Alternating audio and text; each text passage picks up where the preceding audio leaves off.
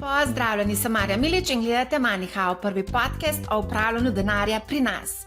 Preden gremo na današnjo epizodo, bi vas rada spomnila, da bomo imeli konec januarja bootcamp v živo. Kaj pravzaprav je bootcamp v živo?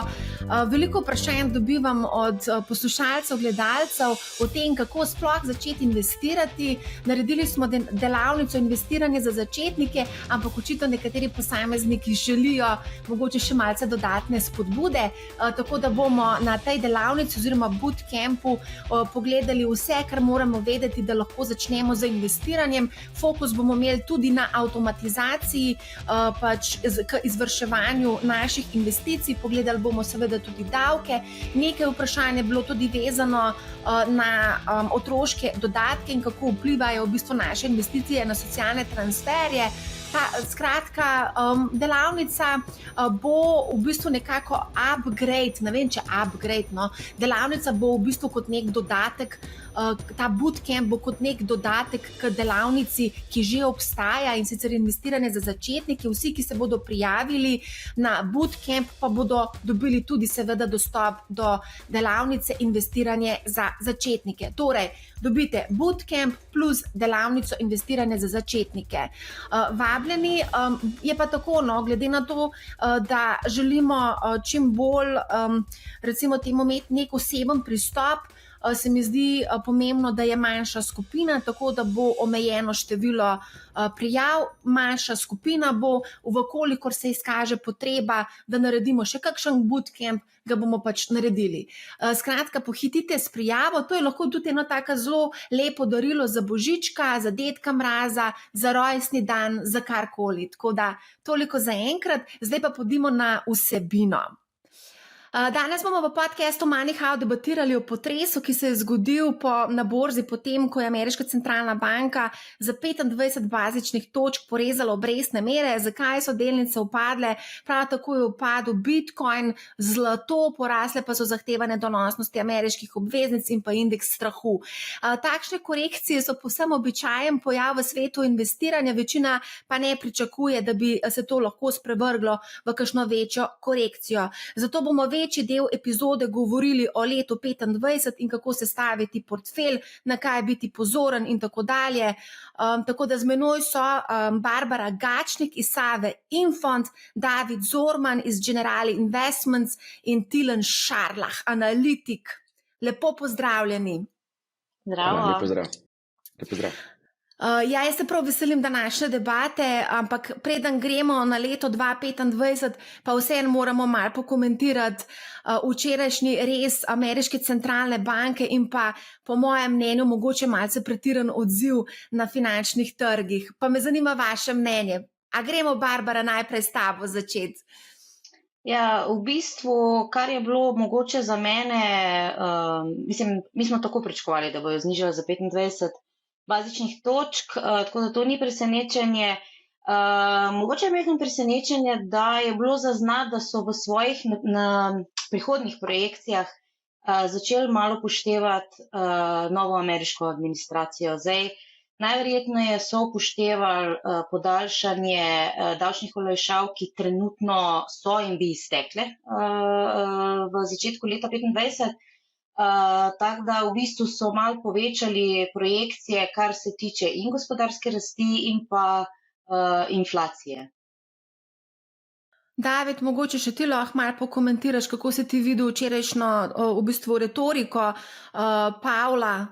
Ja, jaz bi dodal, da retorika, predvsem za naslednje leto, ne, do zdaj je bilo nekako kalkulirano, da se bojo obrestne mere naslednje spustile 4-krat, ne, 3 do 4-krat, zdaj so pa nekako komentirali 3-krat, oziroma mogoče celo kaj manj krat, ne, in to je malo prestrašilo trge. Dejstvo je, da smo tudi že v zadnjem delu decembra, kjer volumni majhno upadajo in lahko tudi ta večji padac, ne, S&P je koliko padal za 3, Nasdaq tudi, no, sicer je dolar kar ublažil ta padac, ki se je ukrepil za več kot 1%.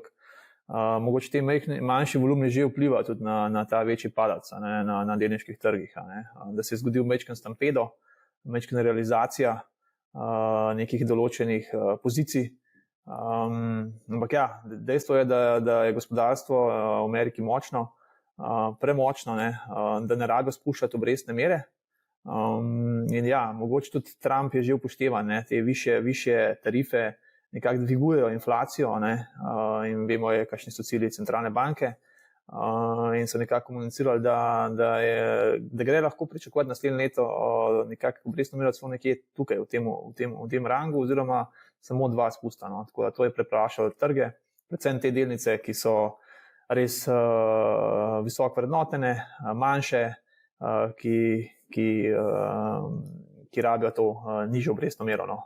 Pri večjih ni bilo toliko težav, ampak ja, so bili kar veliki premiki včeraj na trgu. No. A so presenetili te premiki, Tilen? So bili pretirani?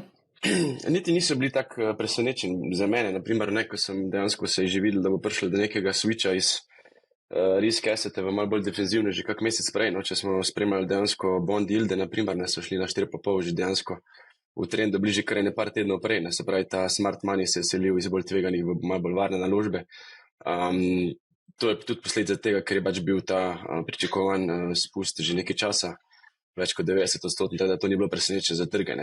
Bi dodal sogovornikom še, kar se strinjam z njimi, z izjavami, seveda, bolj to, da nam je dal nek uvid, kako je delniški trg oziroma kapitalski trg trenutno kar ranljiv. V bistvu smo šli v enem dnevu iz tistega, ko so pač ljudje po ulicah skakali, kupovali neke fartcoine, naslednji dan pa dejansko kar precejšen, bom rekel, pad na vseh, bom rekel, risk assetih. Se pravi, ta ranljivost zaradi enega govora, zaradi enega, bom rekel, hawkish momenta, kot ga Američani pač imenujejo, za neko prihodno napovedovanje, ker pač interest rate je leading indikator vse, se pravi, to je eden najpomembnejših leading indikatorjev za pričakovanje kapitalskih trgov v naslednjih 6 mesecih, poleg delniških indeksov pa bondov. Da nek jasen znak, kaj Fed pričakuje, da se bo s tem zgodil. In pač tukaj mora biti vlagatelji pripravljeni, da pač nas čaka eno malo bolj zahtevno obdobje, kot je bilo zdaj. Inflacija očitno ne bo kar sama od sebe poniknila na 2%, tako si je Fed zamislil. Mogoče je 2,5 nova normala, sami so tudi dvignili neke targete.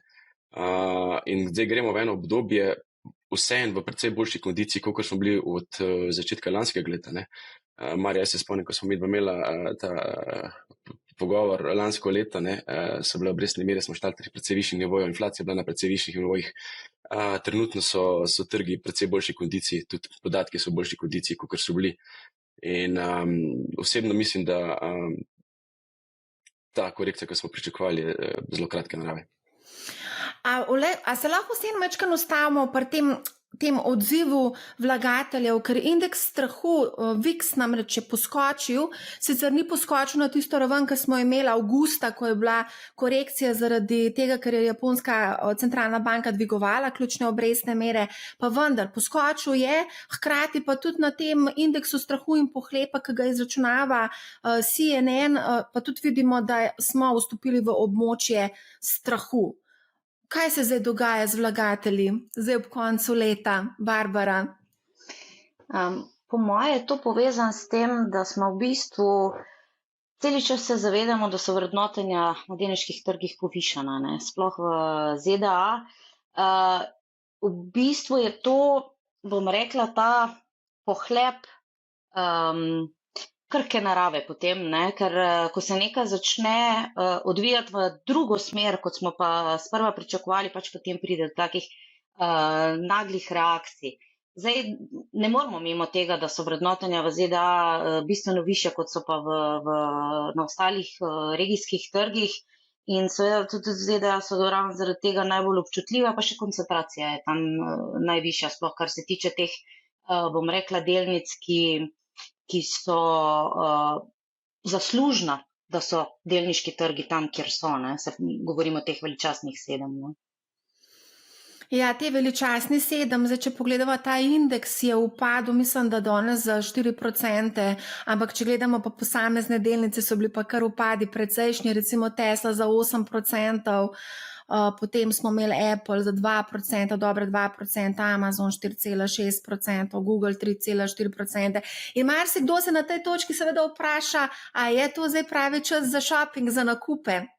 David, kaj bi ti rekel vlagateljem, ki lovijo vroče zaslužke? Je čas za shopping?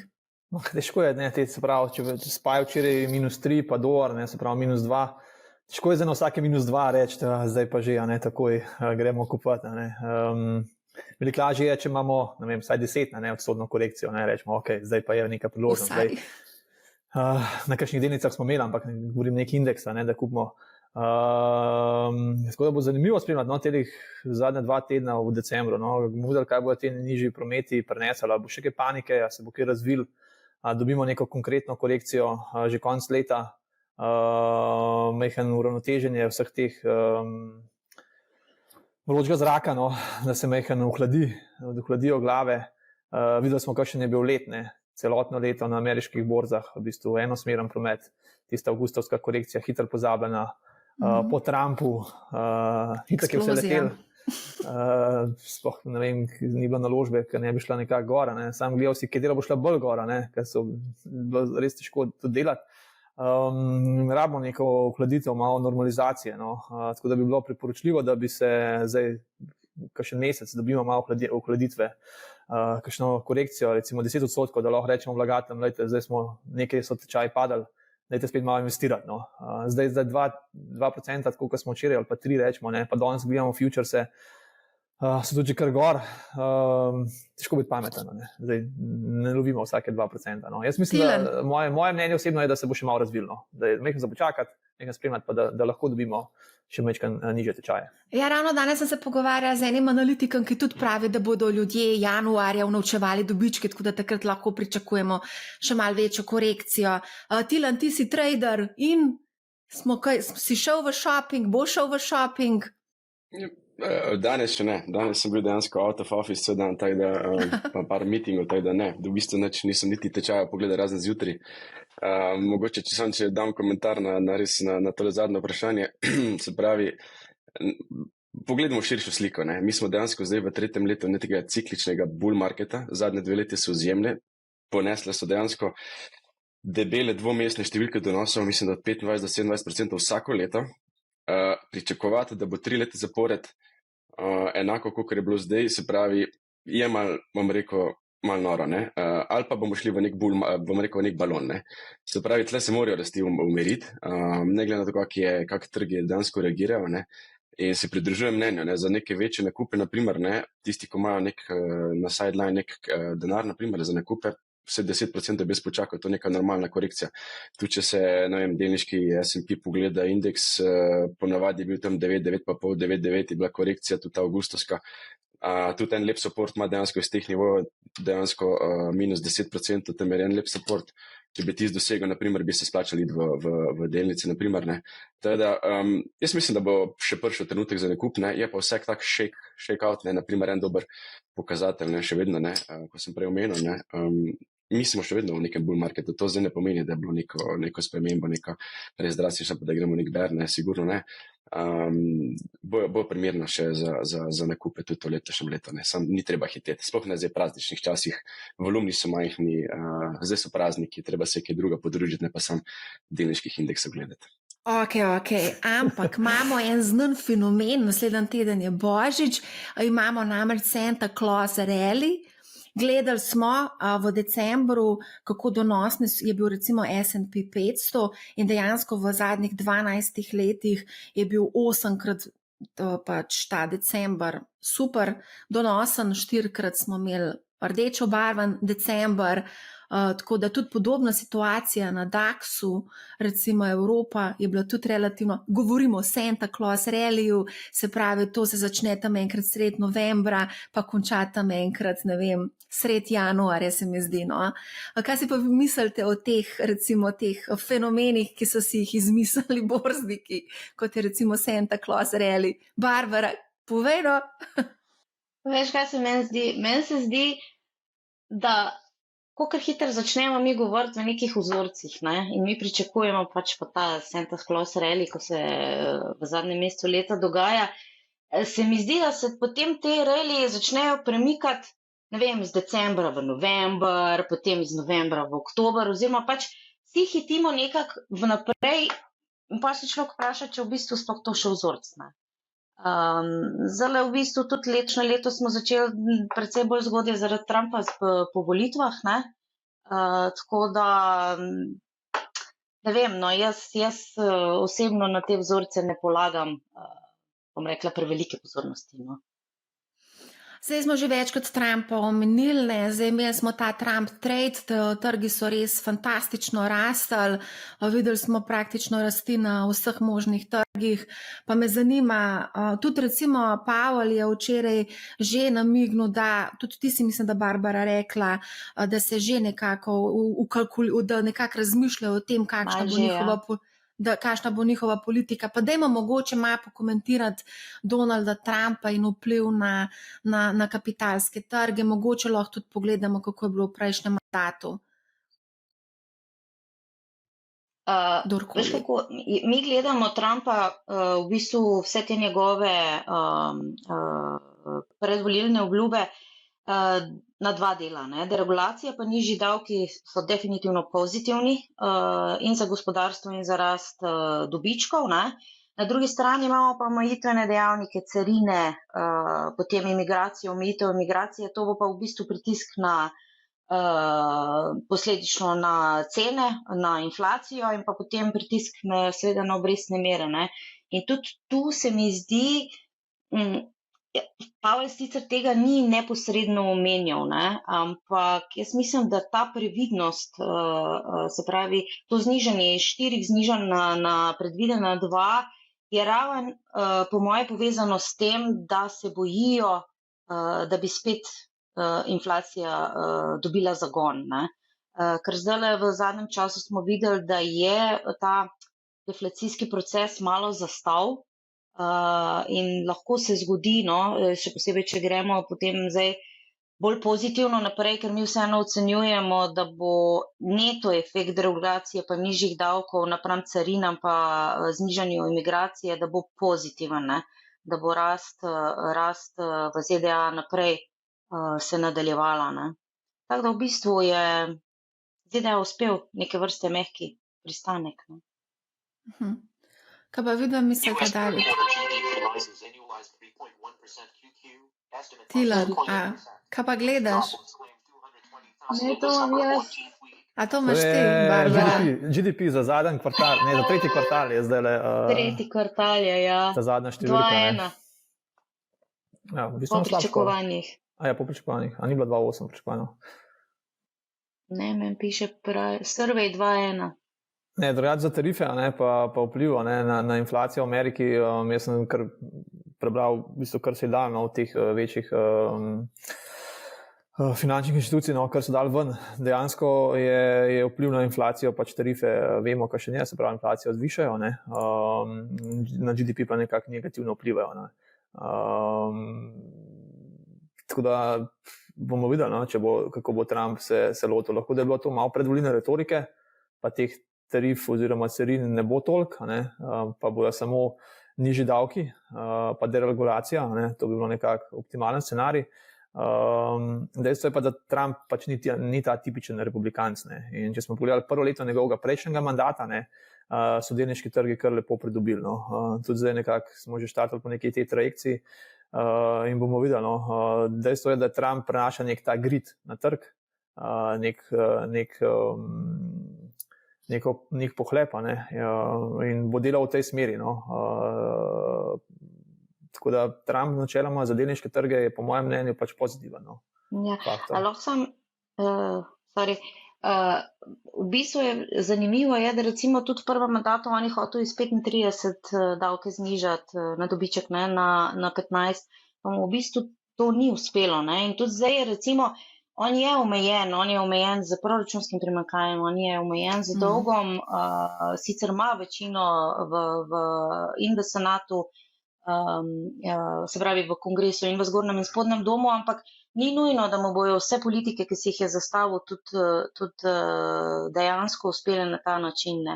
Se pa strinjam, tako je rekel David, verjetno bo te carine tudi bolj kot ne uporabljal kot sredstvo prisile, zato da sploh, kar se tiče Kitajske, kar je pa spet lahko pozitivno, ker lahko s tem poveča ameriški neto izvoz, ne, kar je spet pozitivno potem za BDP, ne. Torej, pravljica se bo očitno nadaljevala še naprej na ameriškem trgu delniškem.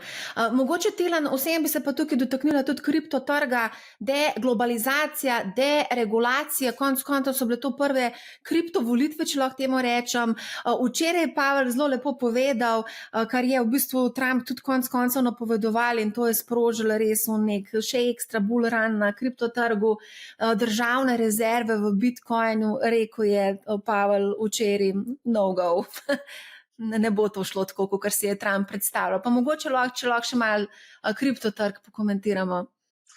Sam je njegova izjava bila v smeri tega, da zakon tega trenutno ne dovoljuje, ne? Če sem pravilno poslušal. Točno tako. To se lahko spremeni, ne? Ker pač tudi malo navezano na prejšnjo vprašanje. Ne? Trump precej ostro retoriko ima v svojih predvolilnih kampanjah, ne vprašanje, koliko tega bo res uresničenega v njegovem mandatu, ne? Vprašanje, če res vse, ne? In to je tudi ena taka največja neznanka za delniške trge pa za vlagatelje, ne? Kaj od tega se bo resničilo, pa kaj od tega lahko trg pričakuje. Zato tudi po moje Fed noče tukaj res z nekimi dodatnimi spuščanjami, ker še sam ne ve dejansko, kako bo te tarife vplivali na samo inflacijo, in zato tudi target v drugi polovici leta je šele dejansko neko povišanje inflacije glede teh tarif, ne? Ker se bo pač domači izdelki dvignali posledično. Tako da tukaj bi bil malo previden, no, in je Trump ena taka največja neznanka, ne. Na eni strani je lahko ful dobrega naredi, da pač malo, bom rekel, res te geopolitične težnje malo umiri, ne, ker so pač demokrati res bolj nageni k vojnam kot republikanci, ne. Na drugi strani pa statistično, naprimer, republikanci niso tako donosni kot demokrati, ne. Naprimer, njegov mandat Trumpov ni bil tako donosen kot Obame, naprimer, ne. Teda zdaj pač igrati na karto, da pač Trump bo res ful dober za delniške trge, ne bi čisto igral na to vlogo, ne. Ker smo imeli obdobja, ko dejansko so pač demokrati res precej boljši naredili, ne. Kar se tiče kripta, naprimer, ne, seveda največji faktor, mislim, da sem to tudi parkrat že napisal v svojih prispevkih, je pač res, če bi se ta dvig inflacije res zgodil nad 3, nad 4%, če bi bil res nenadzorovan dvig nazaj, ne, ker pa bi Fed mogel ukrepati dejansko, tukaj bi zategoval pas, in bi pač valjda risk asseti najbolj nastradani, pač kripto je vse neki risk asset, ki bi ga pač vlagatelji najbolj prodali, ne. Trenutno pač gre na roko kripto, predvsem to, da živimo v gospodarstvu, ki imamo res, rekel, agresivno fiskalno politiko, zapravljena res nenormalno velika količina denarja po svetu, poleg tega pač tudi monetarna politika zdaj dejansko bo odigrala pozitivno vlogo, kakorkoli na kapitalske trge, in dve take politike skupaj ustvarjata neko playground za vse, za risk asset v zadju, ne. Tako da s kripto mislim, da še ni rekel zadnje, in te sell-offi, naprimer, zdaj so samo nek moment v nekem trendu in da še nismo videli tam vrha, ne. Da še nismo videli vrha na kriptu, se pravi, kje pa ti vidiš vrh na kriptu, recimo pri Bitcoinu? Zdaj se malo nazaj spomnim onega najnega pogovora januarja, ko si me vprašal, Tilen, da mi ne pove, ali bo letos Bitcoin all-time high, in sem pač ti rekel, ja, bo, Marja, zato ker pač je bil letos tak res lepo postavljen scenarij tega in se je to dejansko dalo zelo lepo predvideti, ne. Moj target je bil dejansko malo pod 100, ne, takrat, ko sem ga začrtal v januarju. Zdaj trenutno, ko imamo trenutno ceno 102, naprimer, jaz vidim precej likvidnosti tja proti 110, ponovadi te likvidnosti pobirajo te večji playerji, do tja me ne skrbi. Nekako psihološka meja je bila neka 120, ampak ne glede na to, kak je dejansko cena tle ne igra vloge, ne. Osebno mislim, da je tle drugi zdaj krog, ki ga mi že gledamo 4 cikle zapored, ne. Se pravi, vemo, kak se denar obrača v kripto, se pravi, najprej grejo pač vse v Bitcoin, potem gre v altcoine, in ta sekundarni ciklični market, bom rekel, prelivanja denarja iz Bitcoina v altcoine še ni v polnem teku, ne. Če spet iz zgodovine se učimo, pa rečemo, da bo pač četrti cikl enak, kot so bili zadnji 3, ne, potem še nismo videli dejansko vrhovne. Se pa navezujem na prejšnjo mnenje, tudi ko je pač Barbara tudi omenila, če vsi pričakujemo isto, ne, se lahko tudi kaj druga zgodi, ne.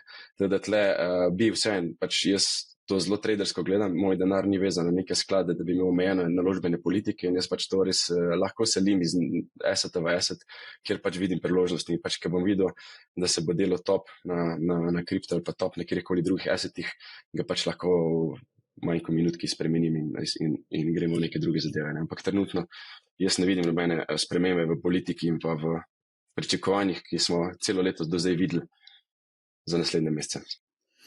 Za naslednje mesece, ampak leto je dolgo, 2025, pa vseeno mogoče, omenjali smo že te vojne, republikanci niso naklonjeni vojnam, tudi sam Trump je večkrat izrazil pač nekako željo, da bi rad zaključil vse te vojne, ki se trenutno odvijajo. Pohlep na trgu je prisoten oziroma Trump je tisti, ki nekako izzove pohlep pri investitorjih, ampak vseeno vidimo, da pač so neka tveganja. Katera tveganja recimo bi vi izpostavili kot potencialno največjo grožnjo za naše portfelje v letu 2025? Mogoče ne vem, ko sem že zglih končal. Jaz mogoče sem delal preveliko težnjo v tej geopolitiki v letošnjem letu, se pravi, mene dejansko res skrbi, kaj bo te vojne po svetu prinesle. Sem imel občutek, da bi lahko bilo dejansko več negativnega efekta prilitega na trg, ampak na koncu, če pogledamo, imamo tri res take, dva major žarišča blizu Evrope, naprimer, pa ko pogledamo delniški indeks, pač praktično trgi grejo po svoje. Vsi trgi so na all-time highs, tudi nemški indeks, ko dejansko epicenter vsega, tudi industrije in vsega. GDP je v negativni, pa pač indeks je na maksimumu, ameriški indeks je na maksimumu. Še bolj bizarno je, da naprimer izraelski indeks na maksimumu. Se pravi, ne glede na to, kaj se tam dogaja, ne glede na to, da so vojne, ne glede na to, da se streljajo, rakete letijo, pač indeksi dejansko očitno kapitala je dosti na trgu, likvidnost je dosti na trgu, grida je izjemno in indeksi grejo svojo pot. In ta geopolitika dejansko je še vedno v nekem nadzorovanem, momentu. Dokler se Rusi pa Američani pogovarjajo, kdaj bo kjer streljal na koga, pa da bo spuščal balistične rakete, jaz mislim, da ni tveganja. Ko se bo oni nehali komunicirati med sabo, pa ko bo to postal bolj nepredvidljiv dogodek, potem imamo probleme.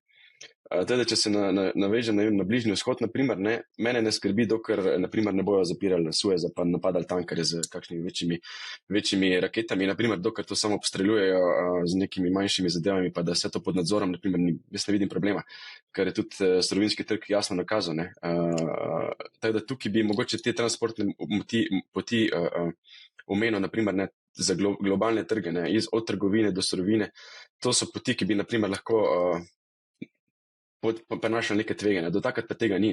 Tudi, naprimer, če se navežem čisto na konkretno zadevo, pa surovinski trg mogoče, imamo vojno v Rusiji, v Ukrajini, med Rusijo in Ukrajino, glavni plinovod gre čez Ukrajino, ni bil napaden v zadnjih 2 letih, niti se ga dotaknili niso.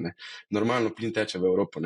Se pravi, to so vse še vedno nadzorovani dogodki v nenadzorovanih slučajih, tako rekel, v večjih zgodbah, ampak major zadeve se ne poškodujejo, in to nam da nek jasen znak, da pač so nemiri, ampak so nekako vedno še nekot nadzorovani. Zdaj, če res Trumpu uspe to si nekot pogovoriti, pa da dobimo neko res jasnejšo sliko, kaj se bo v Evropi dogajalo, naprimer tudi Evropa mogoče boljši časi čakajo, medtem pa bi bil za Evropo za drugo leto še vedno mal na strani, prav zaradi tega, ker izdatki se bojo povečali, defense industry bo rastel v Evropi, to je pač panoga, ki se tam dejansko ne ustvarja dodane vrednosti, razen zaposlenosti, vse ostalo gre dejansko v celoten strošek, tukaj se ne bo ustvarjal GDP.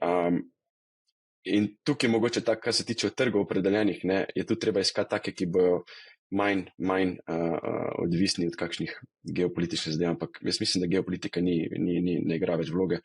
Bi pa bil previden za inflacijo, naprimer, ker tukaj se pa lahko zgodijo major change centralnih bank. To pa je tisto, kar dejansko zaustavi ta grid na trgih.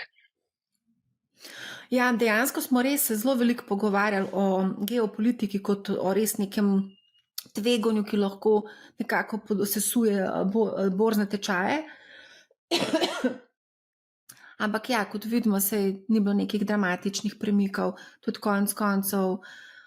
Z vojno v Siriji smo videli, da se praktično nič ni zgodilo na trgih, potem Gaza, Ukrajina, to še zmer, Rusija, bombe padajo. Skratka, kako pa vidva gledata na geopolitiko in na vpliv vojne na če lahko jaz, mi smo za to geopolitiko naredili, zbrali smo vse te dogodke v celi zgodovini, pa mislim, da jih je bilo 91% priložnost za nakup. Tako da geopolitični dogodki so v bistvu priložnost za nakup. Dokler res ni tega nekega večjega spopada med Ameriko in mogoče Kitajsko ali pa celo Rusijo, mislim, da so to priložnosti za nakup. Tako da geopolitiko, ja, ob strani sigurno spremljamo, takrat je majčkeno volatilnosti prenese na trge, ampak je kratkega daha. No. Tako da ni teh večjih dogodkov, ki bi res vplivali. No. So bolj priložnost za nakup. Tako da moja tveganja za naslednje leto, Trump sigurno prenaša določeno volatilnost.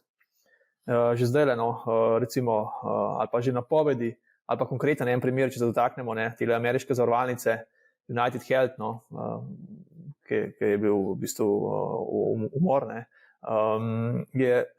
se je špekuliralo samo, ali bo Trump se kaj lotil zdaj zavarovalnic ali ne. In se cena te največje je šla iz 600 na 500. Samo zaradi tega, ali bo Trump rekel, ja, pa res te zavarovalnice imajo previsoke dobičke, dajmo pogledati, kaj se dogaja. Ne? In to je že bil moment, ker Trump lahko vpliva dejansko na 3-4 firme. In takih dogodkov jaz pričakujem, da jih bo še kar nekaj v prihodnosti. Zdaj, težko pa oceniti, na koga se bo spravil. Špekuliralo se je, da bo kakšno podjetje iz IT-a probal mečken ali razbiti, ali regulirati, ali karkoli. Pa vidimo, da zdaj hitro vsi vplačujejo za inauguracijo zneske. Tako da, kako se bojo tam spogajali, koga se bo lotil. To je zdaj ta špekulacija, ker dejansko lahko določeno delavnico, tudi te velike, ne govorimo o nekih firmah, ki so par milijard, ampak so bistveno večje, potopi za 20-30%. To so pa že kar veliki premiki. In to so ena tveganja, ki jih je treba upoštevati, odreagirati in jih spremljati. Potem pa zame kar visoko tveganje je, koliko časa lahko Nvidia še v bistvu performa s takimi rezultati. Vemo, da ima veliko vpliv na trg, kapitalizacija je velika. Zaenkrat sicer rezultati v naslednjih 6 mesecih bojo po mojem mnenju dobri, ampak kdaj bo trg začel gledati naprej za ta capex cikl, ki se dogaja v panogi. In Nvidia, če gre dol z ene točke, 20-30%, bo to trg kar premaknila. To so neka taka tveganja, ki jih jaz trenutno vidim, so pa seveda še kakšna druga, ki jih ne vidimo. Mogoče ti kakšnega dodaš. Sta pozabila na trgovinsko vojno. Jaz pa vidim tudi precej veliko tveganje sploh za ameriškega potrošnika, ker v bistvu se bo Trump začel zelo napadati Kitajsko, Kitajska mu ne bo ostala dolžna in bo prišlo do protiukrepov.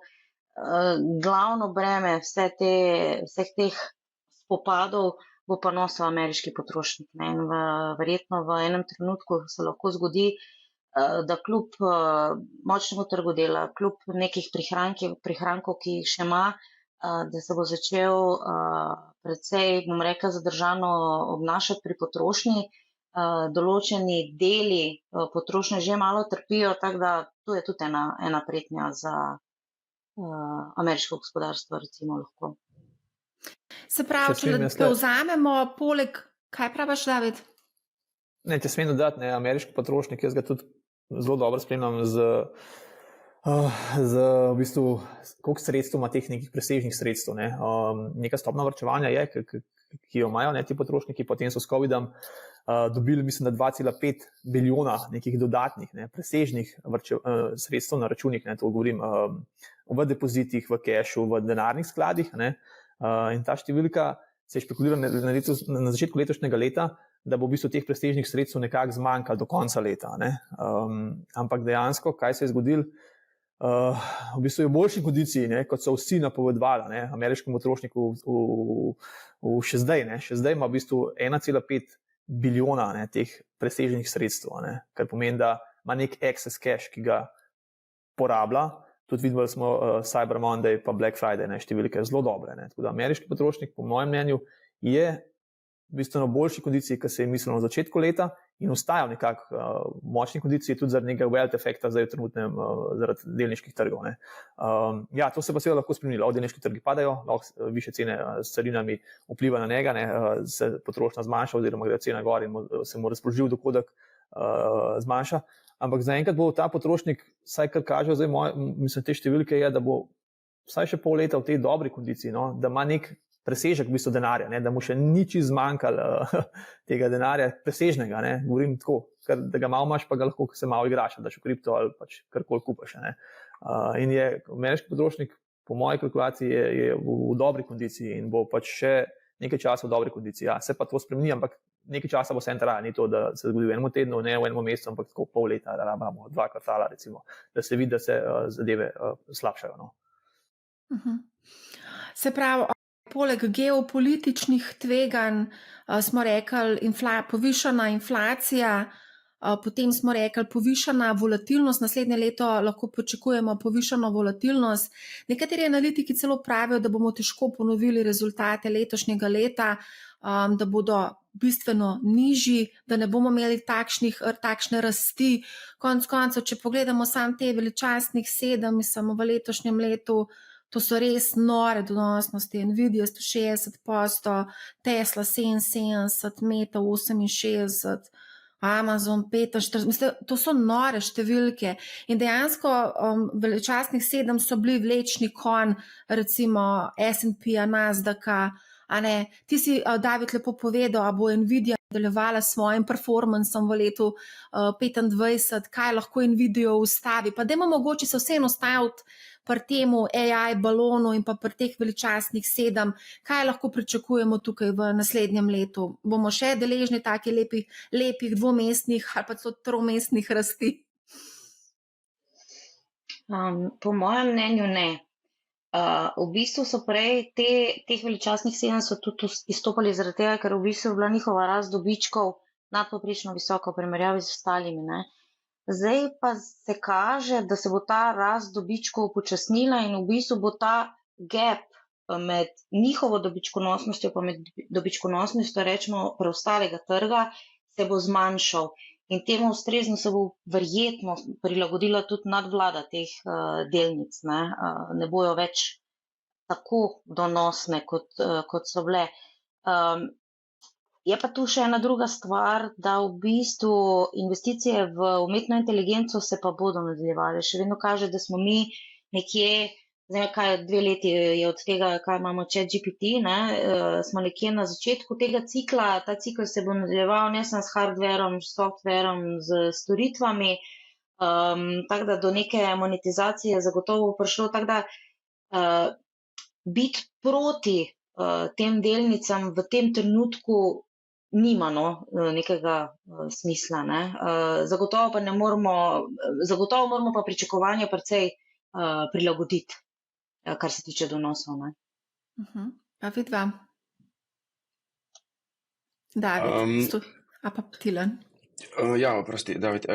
Jaz si bi pridružal, vedno je v teh ciklih imamo eno in isto zgodbo dejansko. Najprej zasleduješ neko res zgodbo, neko manijo, ime, te AI je bil vse posod pojavljen. Vsi so kako kufali, ne glede na kako vrednotenje je, to sploh ni bilo pomembno. To je pač tista prva faza, ko pač kupiš zato, ker je pač zanimivo, pa zato, ker je in. Zdaj pa se bojo vedno bolj vlagatelji dejansko posvečali kazalcem in tako je tudi Barbara povedala, vedno bolj bojo igrali ta pričakovani dobički in pa realni dobički vlogo in tukaj zdaj prihajamo ta drugi cikl, ko bo ta vrednotenja igrala vedno večjo vlogo. Če bojo pač podjetje performala in bo pač vlagatelji kupali, same zgodbe pa pričakovanja pa dejansko ne bojo več tako pokupljena, kot so bila v preteklosti. Teda stopnje se bojo znižale, mislim pa, da ni se končal rast tega sektorja, nedvomno. Tudi same investicije, ki se stekajo v ta sektor, so res enormne. In veliki playerji ne vlagajo z neko čisto zgodbo, pa z nekim planom take ogromne številke, da ne bi imeli podkrepljenih nekih bolj močnih trdnih analiz pa pričakovanj, kaj bojo z tega sektora naredili čez 3 ali pa 5 ali pa 10 let. Teda pričakujem en napredek, ampak ja, z zmanjšano stopnjo rasti. Kaj to pomeni enomestna rast? Ne, še vedno dvomestna, ampak ne debele 2-mestne številke, da so bile zdaj. Kaj pa pomeni dvomestna, se pravi kaj, 20%? 15%. Nekje, kar sem zasledil, zdaj pač, kar se tudi piše, nekje med 11 pa 16%, nekje 15%, ja, mogoče. To je neko, se vedno lahko, ker je velik preseneti, Mogoče bo tudi celo kak majhen player prišel, pa bo mal disrupto trg s kakšno novo noviteto, tudi to mogoče ni za izključiti, Velik teh AI playerjev sploh ni na borzah, naprimer, pa jih bo mogoče, kjer te velike pokupo. Ampak te velike pa mislim, da bojo tam do 20, naprimer, je že kar precej na te številke, ki jih imajo. David, kaj pa ti misliš? Ja, za ameriški trg moraš spremljati teh Max 7, mogoče zdaj še kakšen dodal, vse glih v prejšnjem tednu. No. To definira, kam se trg premika. Dejstvo je, da so te firme v povprečju letos podvojile svoje prihodke. Sprav, dobiček na delnico od teh firm je šel krat 2 letos. Toliko so dobro delale. Vrednotenja so bila v bistvu cel let tam v povprečju teh firm, okoli 40, cel let isto. Indeksa, če pogledamo indeks teh firm, je pa naredil, koliko se je že nekako omenila, kar velika. Po moje, skoraj 100% je naredil indeks. Kateri indeks? Magnificent 7, ne manj. Ja. Z 25, ne vem. Imaš indeks na Bloombergu, mislim, da še z 15 na 25, ni bih 100%. Tako da ja, firme so v bistvu stale isto vrednotenje, dobički so se pol povečali. Zdaj pa treba pogledati posamezno firmo, kaj so to sploh za ena podjetja. To jaz jim pravim globalni monopoli. To niso ameriške firme, to so globalni monopoli, ki v bistvu nimajo konkurence. Skoraj nobena, ali pa Tesla, drugi pa v bistvu nimajo nekaj konkurence. Bo te firme še naprej performale s tako stopno? Jaz tudi mislim, da ne, kot sta oba omenila. Mislim, da bojo stopne rasti nižje. Zdaj pa koliko nižje, jaz bi bil zadovoljen, če smo na koncu naslednjega leta 10% višji od teh tečajev, bi bili, mislim, da vsi super zadovoljni, na Magnificent 7 indeksu, ali bo kaj več, bilo presenečenje. Mislim, da je, če bo do neka korekcija prišla, ali pa da je padac, da je indeks, oziroma da sta podjetja zakupati. Jaz ne vidim neke bojazni pri Meti, ne vidim pri Microsoftu. Microsoft je v bistvu posod, cene se nekako dvigujejo z inflacijo, kakšne konkurence, ne vidim, pa Apple podobno. Netflix me sprašuje, če sem zadovoljen s ceno, ki jo plačujem na televiziji, tako da anketa, tako da mislim, da lahko dvignejo cene, da je teh 50 evrov kar malo že, tako da se mi zdi tudi zanimiv. Tesla, ne vem, zdaj z maskom pa desna roka, a so vsa vrata odprta, a bo kar po celi Ameriki samo vzeči avto in se vozila, ne vem, je vse mogoče, ali pa ne. Koga imamo še, Amazon tudi nekaj, v bistvu konkurenca je, ampak nekako pride, pa proba, pa jim ne rata, vidim po Evropi, vidim druge, tudi ni neke konkurence. Apple, ja, tle bi bila možna konkurenca iz Kitajske, pa oni ne pustijo, da bi se razvila, tako da je tudi v bistvu ni. Tako da ja, te globalni monopoli, jaz mislim, da bojo performali, a so zdaj pač dragi ali ne. Jaz mislim, da če bo korekcija, da so zakupati, ampak da bodo te delnice, ta podjetja rasla naprej, presežne denarne tokove imajo, entry point, da narediš neko podjetje, ki jih bo konkurenčno njim. Danes narediš neko podjetje, da bi delali telefone, to je nemogoče, Mislim, to rabiš, ne vem, koliko kapitala sploh, pač itak so dobavne te verige vseh delov že toliko kompleksne. Mislim, da ne moreš več začeti delati telefona, Windowsov ne moreš začeti delati, ni šansa, Tako da jaz mislim, da ta podjetja bojo performala, sam ta stopna se bo pa po mojem umirila, tudi naslednji let. Jaz pričakujem, če bi bilo 10 indeks, da bi naredil ta podjetja v povprečju nekaj 10%, da bi bilo to vsi že kar zadovoljni. In vidim, je pa malo vprašanje, a se bo ta cikl investicij v AI nehal, pa bo Nvidia zaradi tega malo trpela, pa kakšna konkurenca je tle mogoče ali ni. Zaenkrat ne, ampak lahko pa pride. Tle se mi zdi še najbolj tako vprašanje, pri Nvidii naslednje leto, drugače pa. Na zadnje, ko smo se pogovarjali, si omenjal Broadcom, ki naj bi najavil nek nov čip in napovedal tudi neke relativno ok rezultate in je v bistvu valuacija neverjetno poskočila.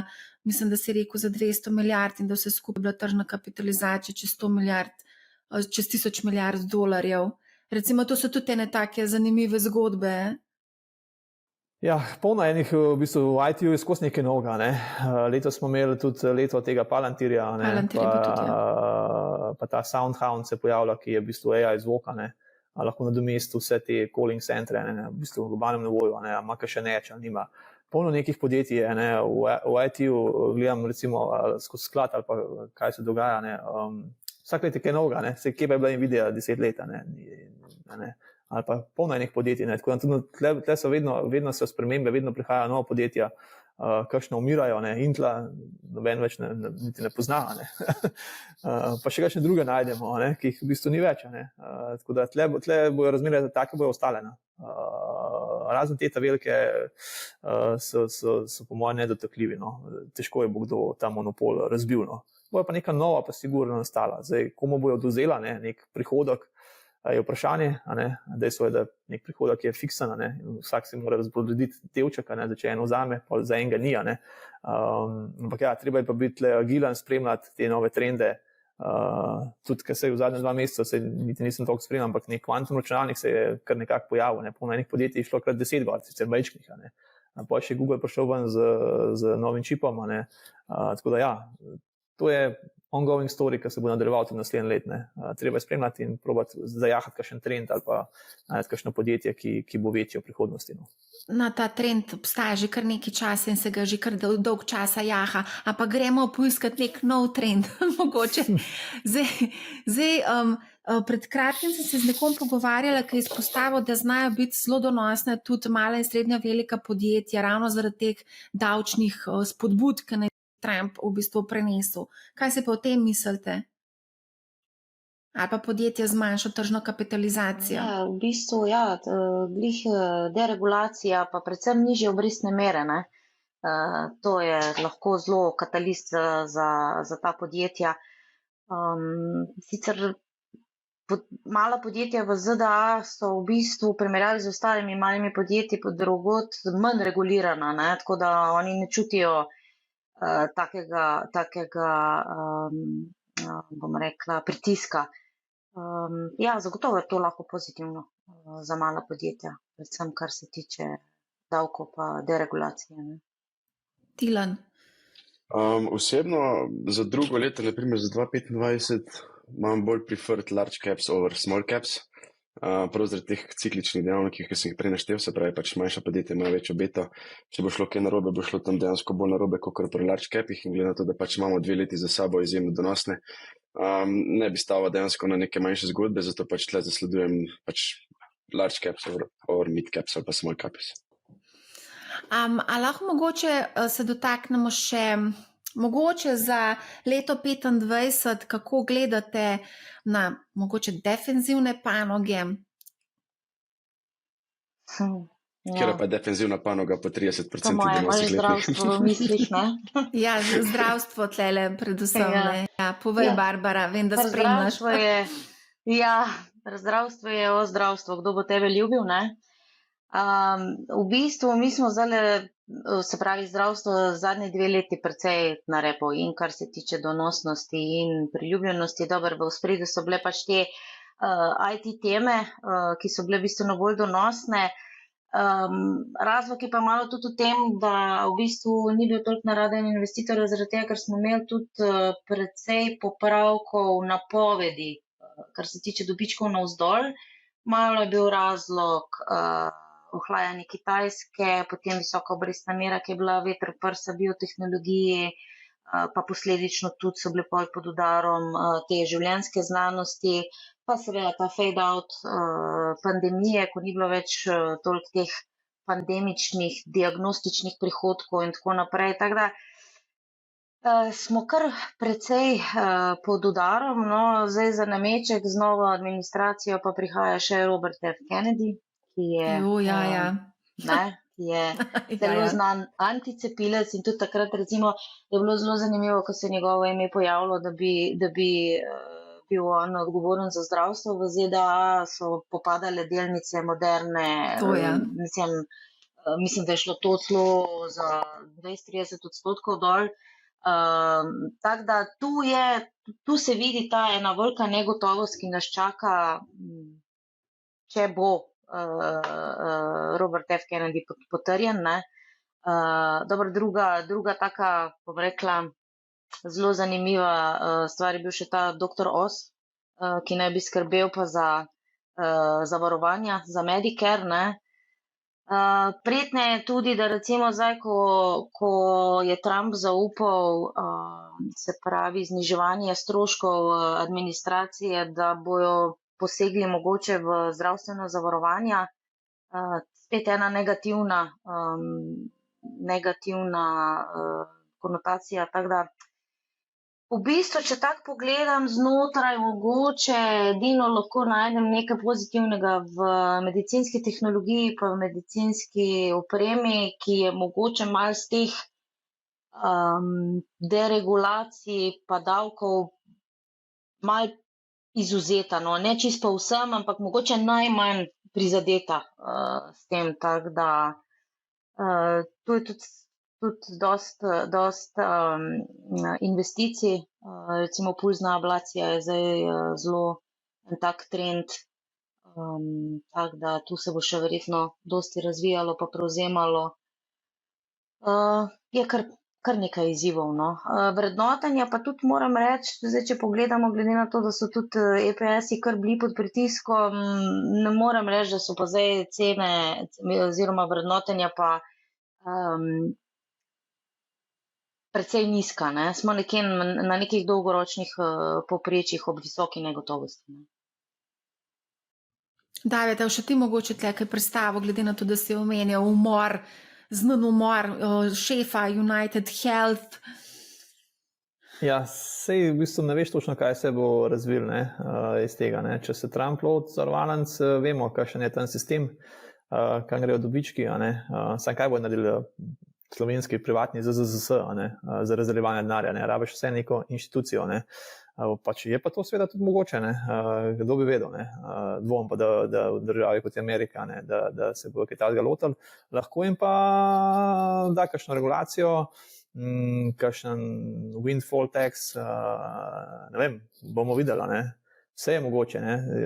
Cene so se pa kar konkretno znižale, ne. Mislim, da te ta manjše, minus 40, 30, največja, se pravi 600 na 500, tako, no, so bili kar premiki, no. Drugače pa zdravstvo pač je neka dolgoročna panoga, staviš na staranje prebivalstva, večje izdatke na zahodu, pa na vzhodu pa pač povečevanje izdatkov znotraj GDP-ja, ne. In raste po neki stopni, dokaj stabilna panoga. Zdaj pač ti nične zgodbe, pa kdaj kaj rata, kdaj ne. Letos si imel ta obesity, a ne, zdravilo za hujšanje, neki manjši igralci so šli gor kar lepo. Ampak ja, mislim, da se je malo že izpela zgodba. Ampak ja, te velike Lili pa Novo Nordisk se bo, po moje, bo to še nek trend pozitiven, ampak zdaj smo v neki fazi konsolidacije, no.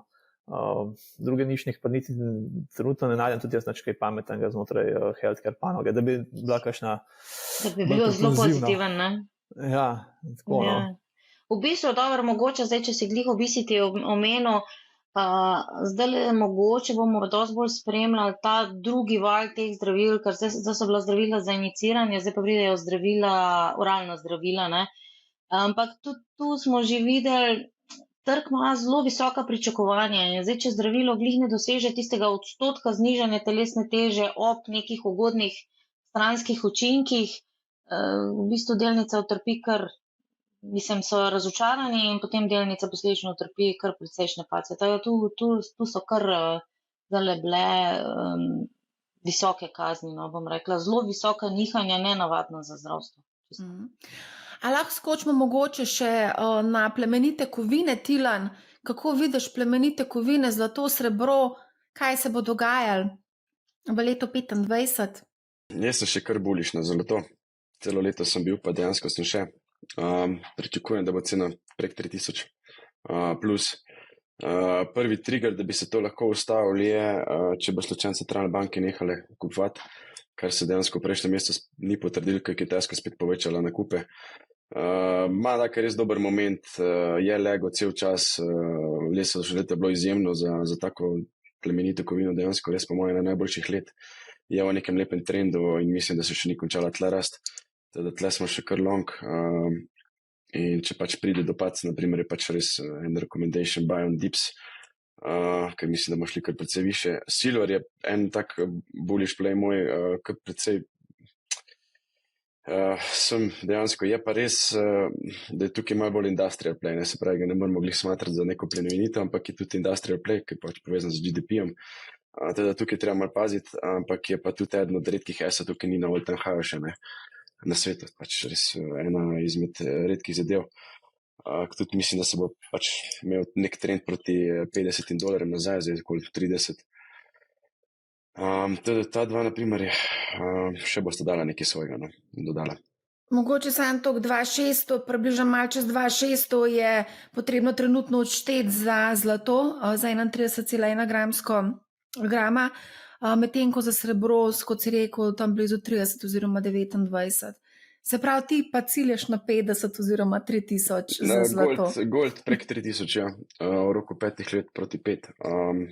Medtem ko pa na srebro pa jaz mislim, da 50 bomo enkrat dosegli. Zdaj bo to naslednje leto, verjetno ne, ampak malenkost kasneje. Skratka, rekli smo, da bodo delnice rasle, tam 10-15% v povprečju, zlato bo tudi 15% gor, Bitcoin si rekel, da bo zlezel tam do 120, trenutno je 100, tako da tlele vidimo res lepe dvomestne donosnosti tudi v letu 2025, to je zaključek nekaj. V konsenzu smo, ne, saj Čujem, ful me. napovedi.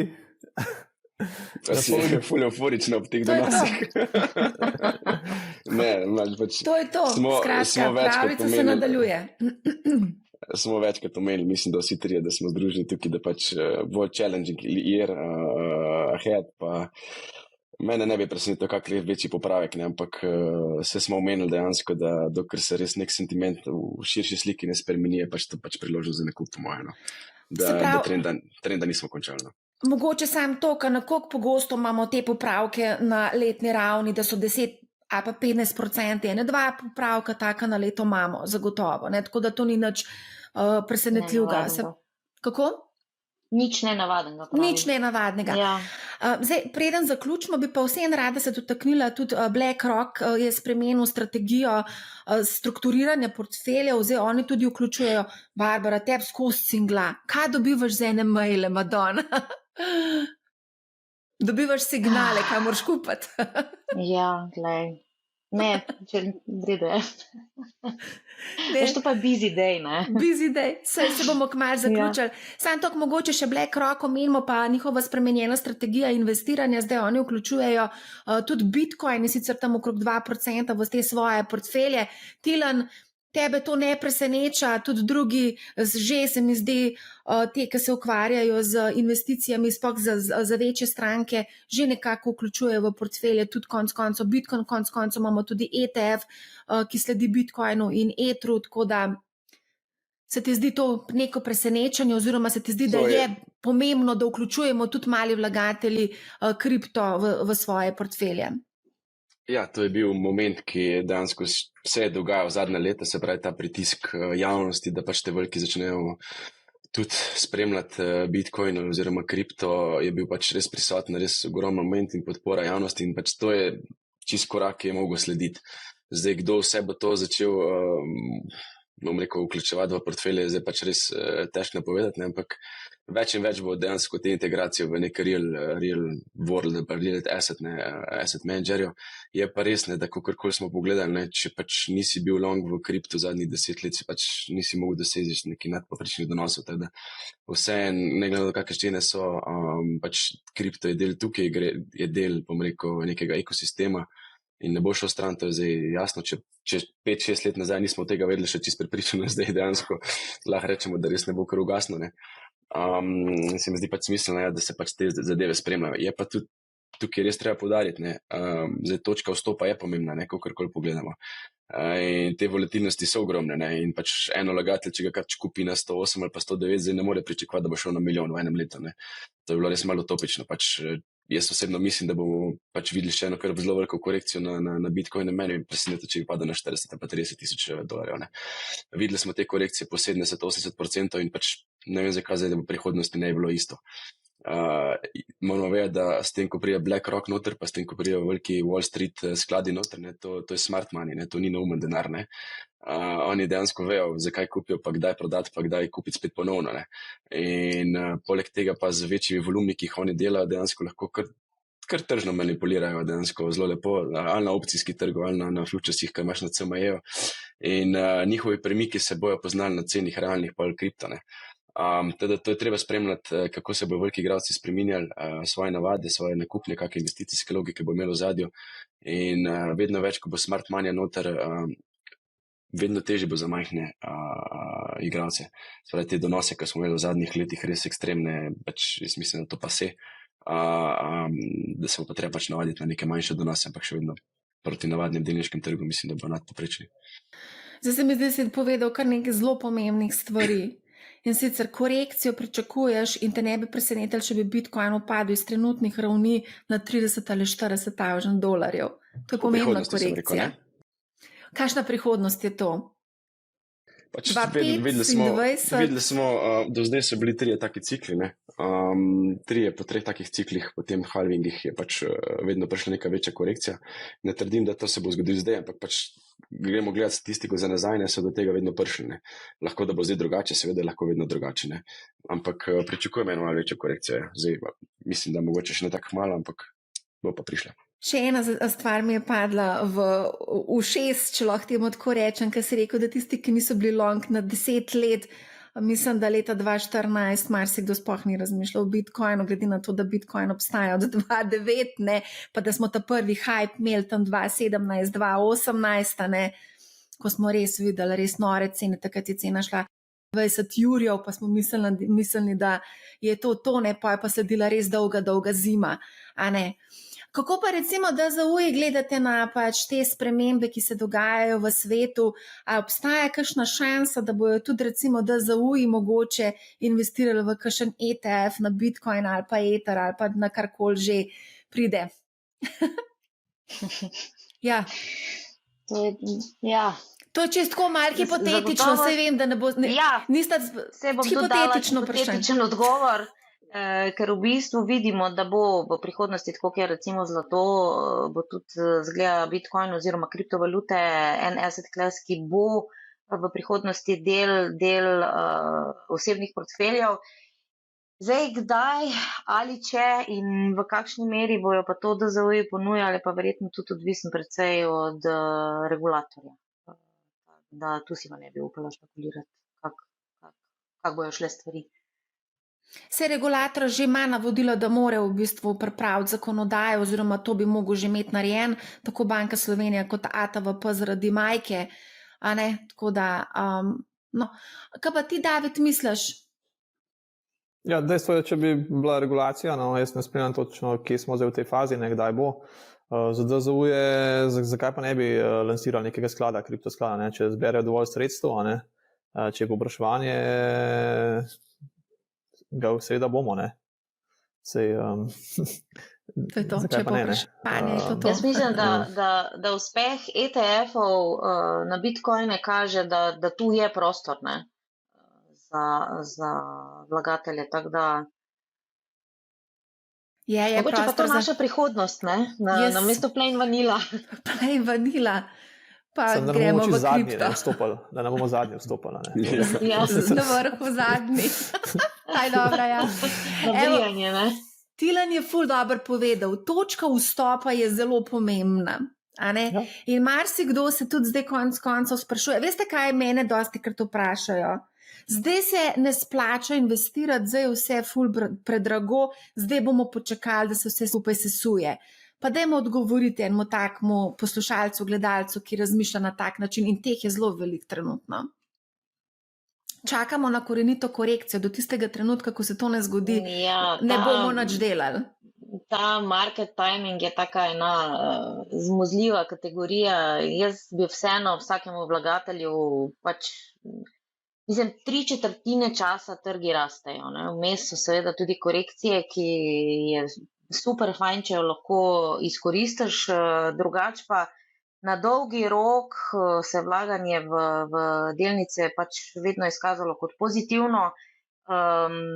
Treba je pač zdaj mogoče za malo naslednjo obdobje bo treba malo več potrpežljivosti, malo manjše apetite, mogoče, ampak še zmeraj pa jaz mislim, da je možno doseči spodobne donose z vlaganjem. Pa tudi, če vstopiš, bom rekla, na vrhu cikla, na dolgi rok, še vedno lahko ustvariš pozitivne donose. To je jaz mislim, da je vsak čas primeren čas za vlaganje. Jaz se s tabo strinjam, ampak to, kar si povedala, je pa ključno, dolgoročnost, a ne? Dolgoročnost, ne gremo na borzo za en mesec ali pa eno leto, a ne? Tako da tudi konec koncev. To je, bom rekla, formula za propad. Oziroma za napako. Kaj pa bi ti, David, povedal? Ja, mi se z takim? našimi vlagatelji res že 10 let trudimo, jih izobražujemo, pošiljamo vsebine, da trgi tudi nihajo, da padajo. In kaj se je zgodilo? Prvič se je zgodilo v koroni, ko so trgi takrat padali, takrat smo dobili plačila. Šli smo agresivno ven, mislimo, da je da ni konec sveta. In takrat smo dobili v bistvu na dnu, na dnu.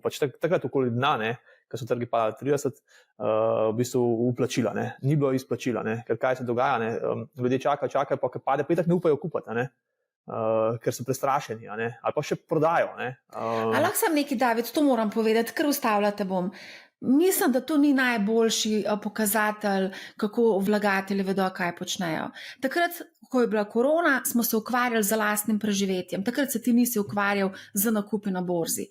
Imeli smo 35% upad, ljudje so se pa ukvarjali s tem, kako bojo preživeli. A razumeš? In mislim, da ni bilo časa, ker je bil tako skokovit odskok potem borze, ni bilo enostavno časa za reakcijo. Tako da jaz bi tukaj to vedno izpostavila in se mi zdi tudi korektno, da se to izpostavi. Ampak naša številka takrat ni bilo izplačila, vlagatelji niso prodali. Se ni bilo časa za to, da bi se izplačali. So pa kupovali. Kupovali so potem začeli spet nazaj rasti. Če ne bi delnice padle, nekdo je prodajal. Ja, pa ne, Slovenci nič ne morajo narediti na tem trgu. Prodajali so drugi, na cel svet je prodajal. Slovenci smo pikica na tem globalnem delniškem trgu.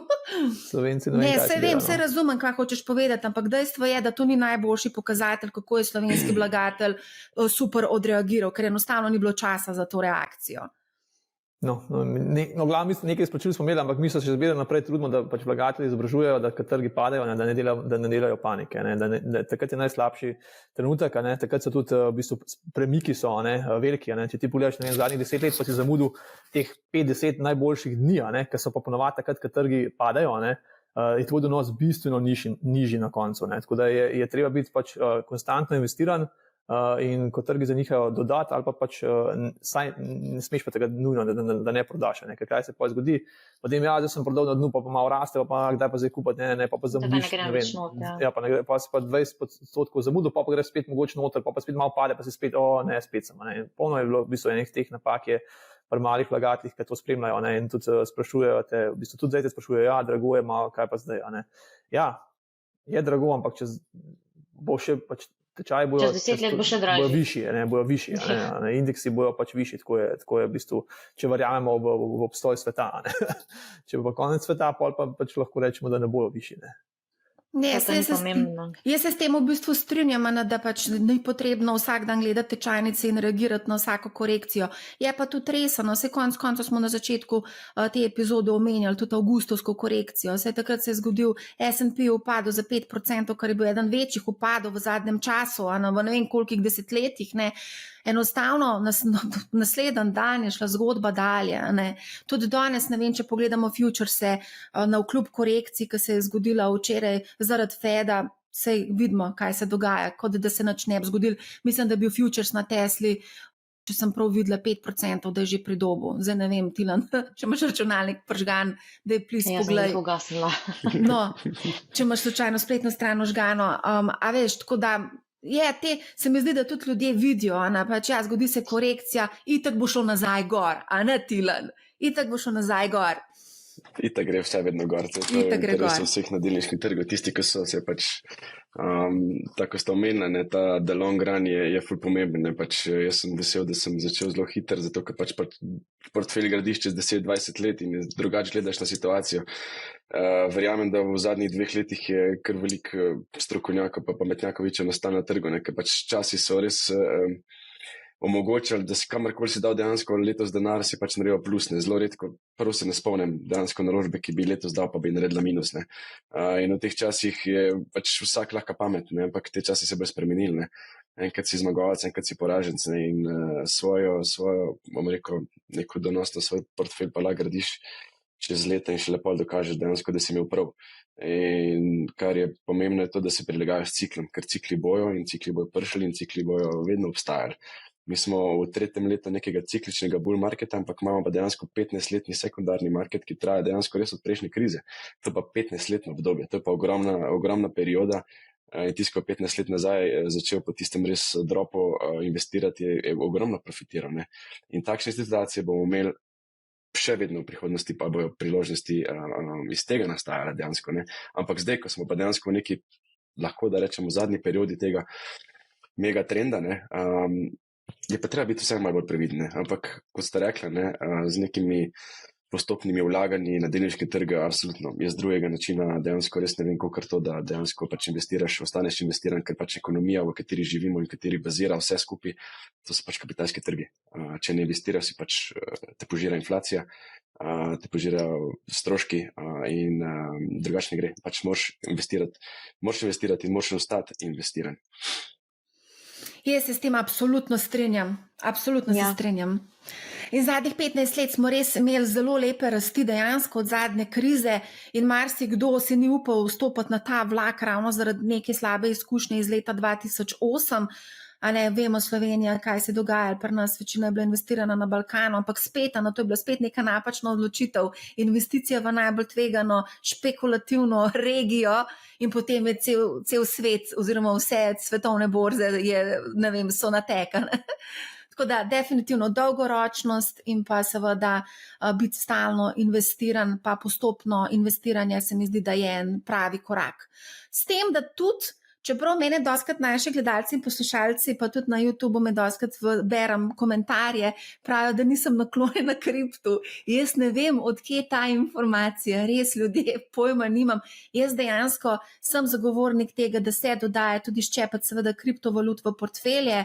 Zakaj pa ne obstaja? Že konec Tilen, zakaj se smejiš? Ko si rekla ščepec.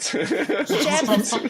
Sej, pa me pa doskrat vprašajo, kakšno je moje razmerje med delnicami pa med kriptom. Dejansko v tej res nori rasti se mi je porušil ta balans in dejansko predstavlja kriptoportfelj kar precej velik delež mojega celotnega portfelja, ker enostavno nisem sploh še imela cajta nekako rebalansirati vse skupaj. Zdaj ti bom povedal dva velika problema kriptotrga. Povej. Prvič, da ga imaš premalo, drugič, da ga imaš pa preveč. Ja, res je. Se strinjam s tabo. Tako da, glih neko mes moje. Super, a imamo še kakšen namik na konec za naše poslušalce, gledalce? Kako imeti sestavljen portfelj v letu 2025, pa s tem zaključimo? Barbara, kaj bi rekla? Standard 60-40 ali pa 100 minus starost? Pa ja, dobro, mogoče zdaj, ko si že glih omenila ta 60-40, mi ga vidimo kot, bom rekla, za enega zmernega vlagatelja, za bodoče, ker zdaj tudi dolgo v bistvu obveznice niti niso bile razlike, ki bi neke donose prinašale, zdaj se je to malo spremenilo, tako da v bistvu v letošnjem letu sta bila pozitivna oba razreda, kar je tudi svojevrstno presenečenje, tako delnice kot obveznice. Mogoče za enega zmernega vlagatelja,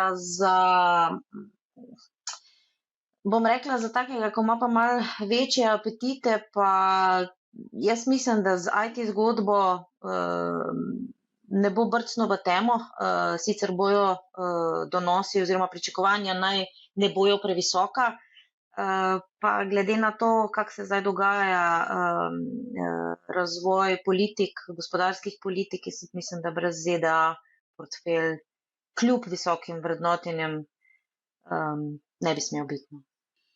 Da, ti tudi precej spremljaš Kitajsko in Indijo, pa mogoče lahko tlele še malo pokomentiraš, a ti tudi vidiš Kitajsko in Indijo v portfelju nekega vlagatelja?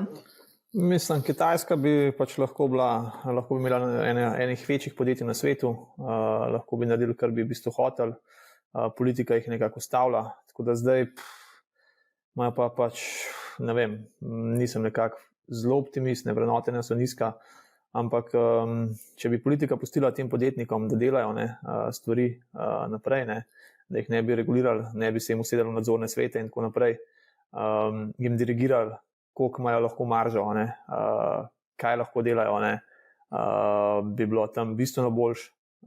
Tako da ja, tam je treba biti zelo previden, selektiven. Kaj pa, če bi investiral v indeks? Indeks je pa tako, vidimo, kakšen je bil gibanje, tudi ta premik velik je bil, težko si karko naredil, zdaj spet malo dol drsi, ne vem, če najbolj odraža vse, kar se tam dogaja, ta indeks tudi, Imajo prav enih težav. No. Jaz mislim, da bi lahko bila Kitajska res dobra zgodba o uspehu na globalnem nivoju, ampak zaenkrat, dokler se politika tako vmešava v poslovanje podjetij, pa enih več, pa enih manj, je treba biti kar previden. Indija je pa dolgoročno se mi zdi sigurno zgodba o uspehu, politični sistem čez drugačen, vrednotenje so zdaj malo višja, ampak na 10 let jaz mislim, da bo Indija bistveno višji kot je danes, imajo veliko še za narediti. Tako da Indija itak skoraj direkt nemogoče kupovati delnice ADR oziroma teh podjetij, ki so na tujih borzah, je dosti malo, tako da tam prije edin kakšen indeks ali pa kakšen sklad upoštev. Koliko pa bi imel recimo, sam še mogoče, če lahko poveš, koliko procentov bi recimo dodal v portfelju Indije? Indija je v globalnem kontekstu, mislim, da zdaj ima kakšne 1,5 do 2%, ne? Tako da če reš nekje na 3, 4, 5, se mi zdi čisto ok.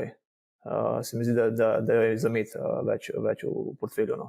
Ampak dodal je pa tako za malega vlagatelja, pa mislim, da mora biti naprej poinvestiran v neke naložbe. Ali je to karkoli, samo da ni denar, ne. Ker živimo v bistvu v svetu, ne. Če pogledamo, kaj se je zgodilo z denarjem v zadnjih 2-3 letih, ne, po COVID-u, vsi smo realno bistveno, kar si imel denarja, si izgubil. Kava je pa včasih evro, ali koliko se ne pijem, ampak danes je verjetno 2. Ne. Vse cene so šle bistveno višje, ne, za lažjo predstavo. Ne. In živimo v svetu, ne, ker se bo inflacija se razniževala, ampak bo še ostala z nami, ne. Ker druge poti v bistvu ni. Ne. Te centralne banke oziroma države morajo stimulirati, morajo nekako tiskati, povečevati in da se bo ta sistem, v katerem smo zdaj, ker smo se zaciklali, ga probamo sicer spraviti na prejšnja pota, ne, ampak bo težko in da smo v svetu, kjer može biti investiran. Ne. V delnice, obveznice, majčkrat manj, ne, realno si tudi tam kar veliko izgubo, ne, če gledamo realne donose obveznic v zadnjih letih. Neke asset klase, ne, ali so to nepremičnine, ali je tudi zlato, karkoli, no, treba je biti poinvestiran, samo da ni denar, ne, hočem reči. Ne. To je v bistvu najslabša naložba še naprej, no, po mojem mnenju. No. Zdaj, ko se glih omenil nepremičnine, je tukaj moraš pač vedeti, da ljudje investirajo v fizične nepremičnine, ne kupujejo REIT skladov ali pa ne. In zdaj, ravno zdaj je napovedan bil davek na nepremičnine, na vsako drugo, tretjo in vsako nadaljno nepremičnino, kar vnaša spet neko negotovost tudi na tem trgu konec koncev. Tako da ja, to bomo še videli, kaj se bo dogajalo. Se pa že špekulira, kolikor bo recimo tak davek sprejet, da bodo pač investitorji prepisovali te nepremičnine na svoje bližnje sorodnike in se tako izognili davku. To se namreč špekulira, da se bo dogajalo. Tako da spet tukaj je nek davčni izplen res minimalen. No? Kapital je zelo plaha ptica, ne? Višji davki ga hitro prestrašijo. No? Ja, to si zelo lepo povedal. Ja. Tilan, pa ti si malo bolj adrenalinsko razpoložen investitor, kako bi pa ti sestavil portfelj 2025? Manj sta že omenila Barbara pa David, se pravi, jaz gledam pač ameriški trg, valjda tudi, se pravi long US, long defense sektor, se pravi, zdi se mi, da še tukaj ni zgodba končana, te oboroževalne mašinerije. S te napovedi vseh držav so take, pač, da bojo še vedno povečevali investicije v te sisteme, tako da defense sektor, nekako sem že prej omenil, da bi pač preferiral large cap over mid pa small caps za 2025, se pravi, tle pač večje podjetja zasledujem. En tak zelo konzervativen pa zelo, kar bom rekel, dost verjeten bet je long dollar proti evro. To smo že kar nekaj časa nazaj, sem že odprl to pozicijo, pa naprimer mislim, da bo tle šlo proti pariteti ali pa celo pod, se pravi, to je nekih 5-6% z lahkoto. Long dollar, mislim long gold, vse zaenkrat če, do tistih mojih 3000-3500, long kripto, dokler se pač trend ne obrne, to bom pač pokazal, povedal o nekih, svečnikih, ki se jaz odločujem, da bo top, pa bom pač takrat izstopil, se pravi, mislim, da še vedno pride ta altcoin rally, še vedno lahko nekot pričakujemo. Kitajska meni zelo všeč, tako da je rekel, fundamentalno so res nizki kazalci. Jaz sem prek poletja to malo tehnično res vstopil noter, sem imel prek indeksa eno pozicijo, zelo lepo naredil, pa šel ven.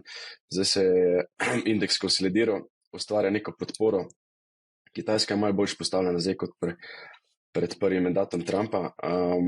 Če bo tarife neko znosne, bi Kitajska mogoče lahko tle bila nek kon rasti še v 2025, 2026, tako da ne bi očisi zločil. Meni tehnično zelo všeč, fundamentalno tudi mi všeč, tudi kako se zdaj dejansko so se spravili z temi stimulusi.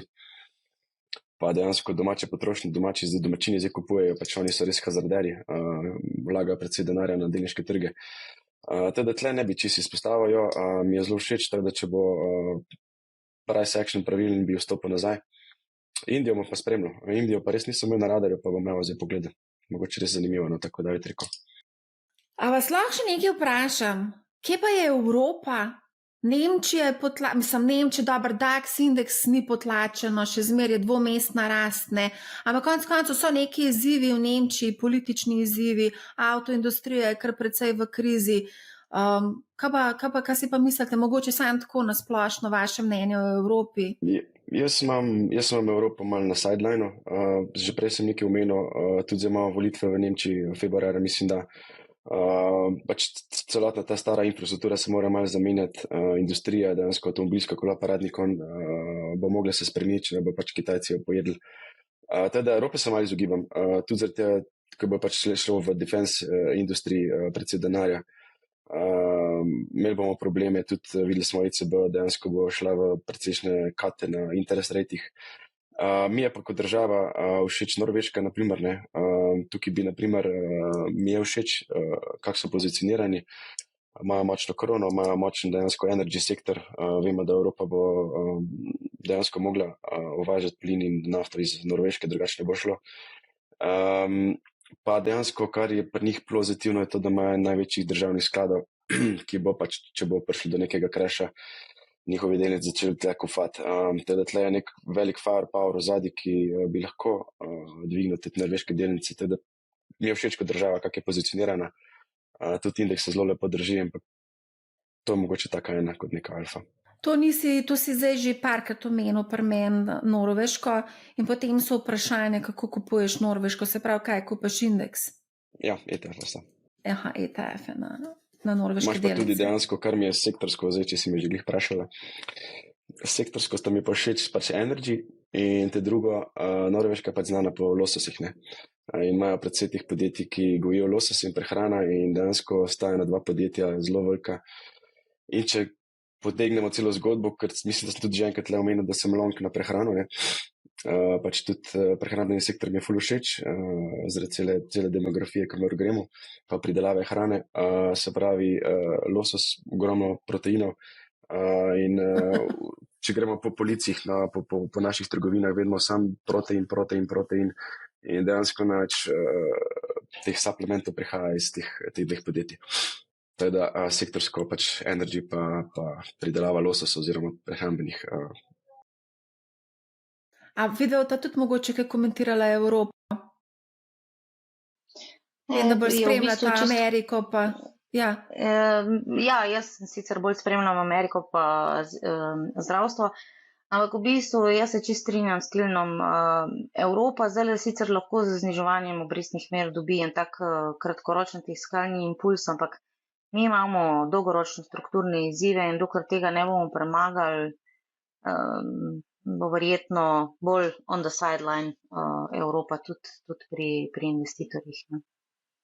David, še ti mogoče? Ja, Evropa produktivnost slaba, nekako zelo treba biti selektiven tudi le pri podjetjih, kakšen defense mogoče je zanimiv, evropski, drugače pa ja, strukturne države. Je pa res za delnice lahko celo ostanejo na nuli, pa so nekaj rastejo, če bo šle obrestne mere dol, ne.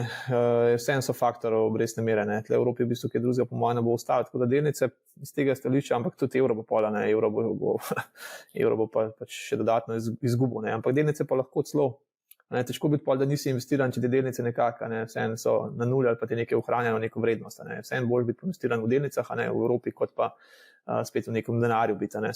Letos je to tudi se nekako pokazalo. Ne. Evropski indeksi so vse nekako v plusu, ne, razen Francija mogoče, ampak tako generalno so v plusu, kljub temu, da je katastrofalna situacija. Ne. Avtoindustrija, ki v bistvu propada, nobenih novih podjetij, ki bi rasli, res katastrofalna situacija, ampak te nižje obrestne mere so faktor, da delnice nekako so nek plus naredile. No.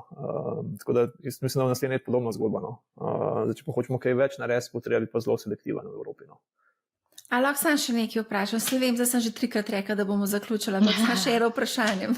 Zdaj mi Me pada bo na slušalke pamet. počas crkane, sam to povem. Kje točno bo indeks, kje točno bo S&P 500? No? Ne to. V bistvu najbolj donosen indeks na svetu je slovenski, SB Top. A letos, ne vem. Je. Mislim, ni najbolj, ni na prvem mestu, mislim, da je na 6., do 10. nekje. No. Ampak je eden izmed bolj donosnih, celo, mislim, da celo bolj kot S&P 500. Super. To je to, that's it, to je to. Čudež, v bistvu. Veš kaj, mi smo, DZU-ji so v bistvu kar malo preveliki, no, za slovenski indeks. V bistvu tudi, če želiš neke resne količine, je zelo težko na slovenski borzi. To je pa to, ja. Mislim, hrvaški pokojninski skladi so eni večjih lastnikov slovenskih blue chipov. Ja, Tako da je pa lastnikov in držijo in ne prodajajo, ne? Držijo in ne prodajajo, ja. To je to, ni robe. Ni robe. Se pravi, v redu, bomo pa pač drugi S&P obdelali, ampak ja, sam to, da v te vedela, je tudi eden izmed bolj donosnih, ne. Se pravi, bolj ko dvigujemo davke, pri nas bolj indeks raste, to je res zanimivo. Drugače pa ne, se tukaj kar nekaj tudi dogaja. Ne vem, če spremljate individualni naložbeni računi, se to bomo posebej naredili epizodo. Do 10. januarja poteka ta razprava o teh naložbenih računih, kjer naj bi, mislim, da je zgornji cap, se pravi zgornja meja 150 tisoč evrov, začeli naj bi pa za 20 tisočaki, 50% pa naj bi v bistvu bil investiran v neke slovenske delnice, kar je to dobra novica za konec konca tudi slovenski trg, ne kapitalski. Ne?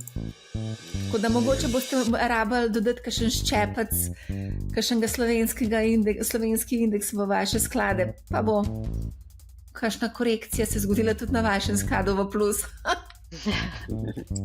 Whatever. Skratka, ful dobra debata, najlepša hvala, da ste se vzeli čas, da smo lahko lepo sistematično šli čez vse, tako da iskrena hvala za odlično debato. Super, hvala. Hvala tebi za povabilo. Hvala, Marja. Hvala tudi vsem, ki ste nas spremljali, poslušajte Money How, ne bo vam žal in lep pozdrav.